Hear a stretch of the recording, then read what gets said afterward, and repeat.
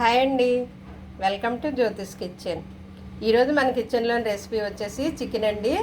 Chicken అనగానే పిల్లలకి పెద్దలకి మొత్తం ఇంట్లో అందరికీ కూడా చాలా ఫేవరెట్ కర్రీ కదండి. అయితే ఇంత ఫేవరెట్ కర్రీని మనము చాలా టేస్టీగా వండుకుంటే బాగుంటుంది కదా, అందరూ హ్యాపీగా ఎంజాయ్ చేస్తారు.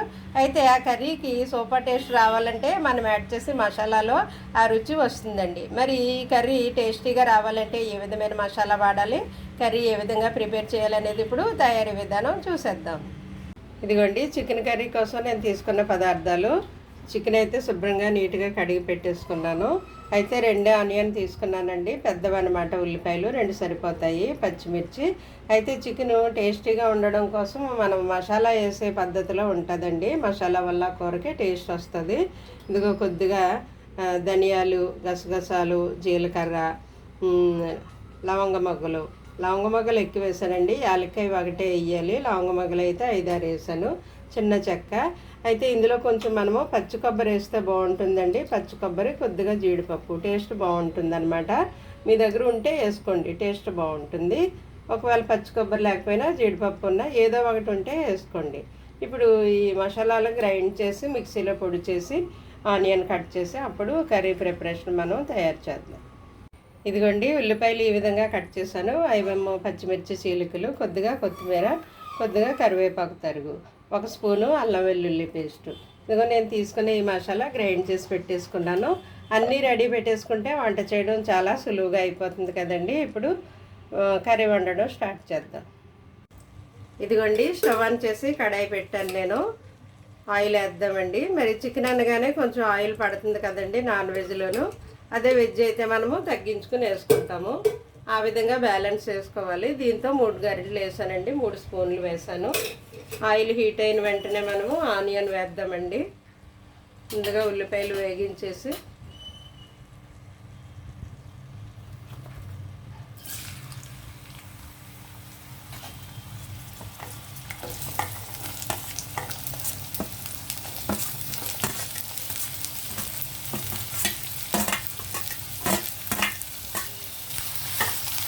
కొంచెం ఉల్లిపాయలు కలర్ వచ్చే వరకు వేగనిద్దామండి.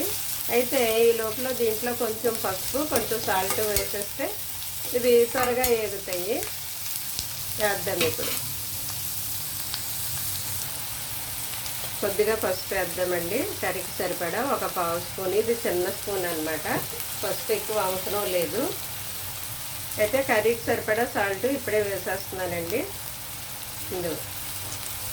దీంతో 1/2 స్పూన్ వేసాను. మరి అందరూ ఒకలా తినరు కదా, మీరు తినే టేస్ట్ని బట్టి మీరు ఎక్కువ తక్కువ తగ్గించుకొని వేసుకోవాలన్నమాట.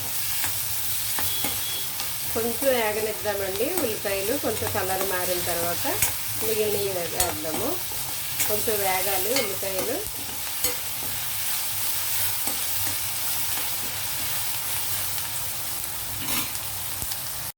ఇదిగోండి, ఉల్లిపాయలు చక్కగా వేగాయి కదా, బాగా వేగాయి. ఈ టైంలో మనం అల్లం వెల్లుల్లి పేస్ట్ యాడ్ చేద్దామండి. ఇది పచ్చిదనం పోయే వరకు మనం కొద్దిగా వేగనివ్వాలండి. అల్లం వెల్లుల్లి పేస్టు ఈ పచ్చిదనం పోవాలన్నమాట. కొద్దిగా వేగనిస్తే సరిపోతుంది, 1 మినిట్ అలాగా. ఈ లోపల మనం ఇవి కూడా వేసేద్దామండి. మనం తీసుకున్న పచ్చిమిర్చి, అలాగే కరివేపాకు, కొత్తిమీర ఇవన్నీ వేసేద్దాం. ఇవి ఒకసారి కలుపుదామండి. కరివేపాకు ఎక్కువ వేసానని మీకు అనిపిస్తుందా? ఇది కూరలో మగ్గేసరికి కనిపించవులేండి. కూర ఉడికేసరికి కూరలో కలిసిపోతాయి, మగ్గిపోతాయి, ఏం పర్వాలేదు. ఒకవేళ తిన్నా అనుకున్నవారు తగ్గించుకోండి కరివేపాకు. అయితే ఈ టైంలో మనం కారం వేద్దామండి. 1, 2, 3 స్పూన్లు ఫుల్గా వేసానండి.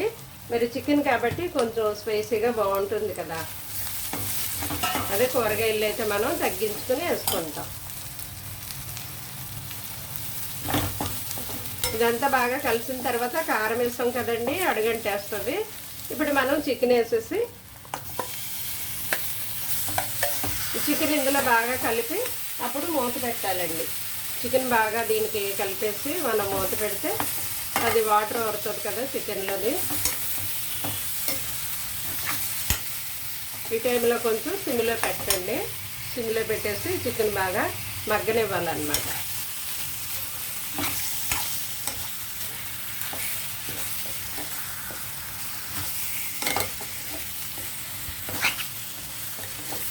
ఈ విధంగా బాగా కలిపిన తర్వాత సిమ్లో ఉంచి మూత పెడితేనండి ఆ చికెన్లో వాటర్ బయటికి రిలీజ్ అవుతుంది. ఆ తర్వాత చికెన్ స్మెల్ రాకుండా ఉంటుంది అన్నమాట. కొంచెం ఈ ఉప్పు కారంలో మగ్గాలి. అది మగ్గితే స్మెల్ రాకుండా టేస్ట్ బాగుంటుంది కూర.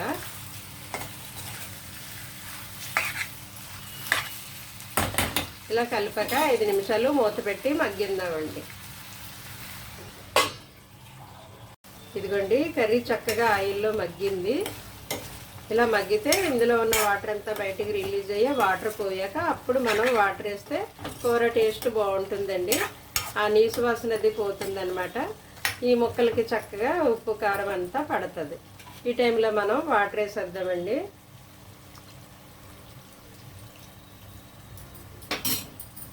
ఈ అంచులకున్న చుట్టూ మనం ఒకసారి వాటర్తో ఇలా అనేస్తే అది హైలో పెట్టి ఉడికేటప్పుడు మాడిపోకుండా ఉంటుందన్నమాట. ఇది బ్రాయిలర్ కాబట్టి త్వరగానే ఉడికిపోతుంది కదండి. ఎక్కువ వాటర్ ఏం పట్టదు. గ్లాసు నీళ్ళు వేసాను నేను, సరిపోతున్నాయి. ఇది ఇప్పుడు మీడియంలో పెట్టి మీడియం ఫ్లేమ్లో ఉడకనిద్దామండి. కొంచెం కొద్దిగా ఉడికాక అప్పుడు మనం గ్రైండ్ చేసి పెట్టుకున్న మసాలా ఇందులోకి వేద్దాం. కొంచెం ఉడకనిద్దామండి మీడియం ఫ్లేమ్లో. ఇదిగోండి చక్కగా ఉడికింది మన చికెన్ కర్రీ. సగం వరకు ఉడికింది, ఇంకా ఈ గ్రేవీ ఉంది, ఎగరాలి. అయితే ఈ టైంలో మనం మసాలా వేసేద్దామండి. మనం గ్రైండ్ చేసి పెట్టుకున్నాం కదా ఇందాక, ఆ మసాలా వేసేద్దాం.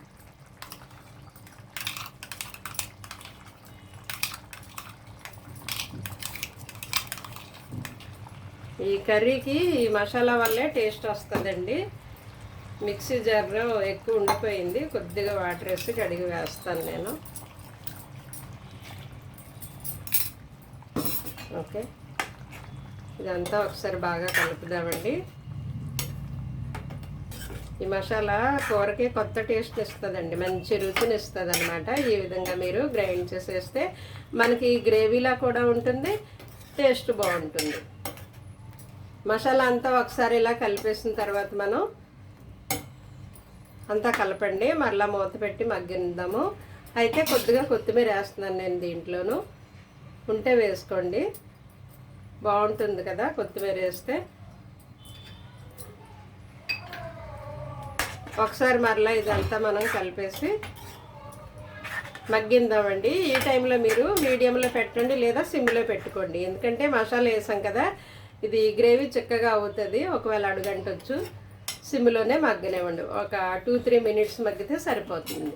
తర్వాత ఇంకా మనం ఆపేయచ్చు. ఇదిగోండి ఈ విధంగా మగ్గితే సరిపోతుంది అనమాట మన చికెన్ కర్రీ. ఈ గ్రేవీ ఉండాలండి, కలుపుకోవడానికి బాగుంటుంది. ఇది కూడా చపాతీలోకి, రోటీ, రైస్ దేంట్లోకైనా బాగుంటుందండి. ఈ విధంగా చేస్తే కనుక టేస్ట్ అయితే సూపర్గా ఉంటుంది, అదిరిపోతుంది అనమాట. మరలా ఇదే టేస్ట్ కావాలంటారు మీ ఇంట్లో వాళ్ళు, అడిగి మరీ చేయించుకుంటారు మీ చేత, అంత బాగుంటుంది. చూసారా గ్రేవీ చిక్కగా అయింది. మసాలా మనము ఎందుకంటే కొబ్బరి వేసాం, జీడిపప్పు వేసాం కదా, దానివల్ల ఈ గ్రేవీ చిక్కగా అయింది.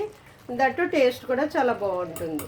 ఈ టైంలో మనం ఆపేసి డిష్ అవుట్ చేద్దామండి దీన్ని. ఇదిగోండి వేడివేడిగా పొగల కక్కుతో మన చికెన్ కర్రీ అయితే రెడీ అయిపోయిందండి.